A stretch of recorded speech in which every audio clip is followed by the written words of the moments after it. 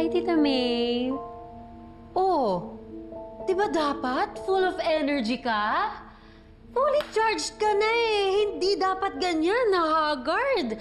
Oh my God, hindi nakaka-fresh. Fresh ka nga sa panlabas.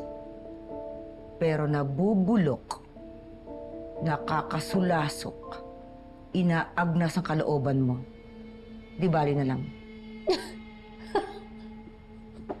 Oh my God. Ouch. I'm so affected. Mangisay ka sa inggit. Angela, saang lupalop ng impyero kayo nang galing ng mami mo at ng tita mo? Hindi ko sasabihin sa'yo.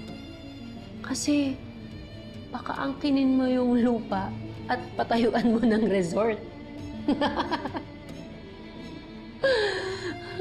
Angela, pwede ka pang magbago. Gusto mo bang matulad ka doon sa mami mo at sa halima mong tita? Ikaw, wag na wag mong matadamay ang mom ko dito.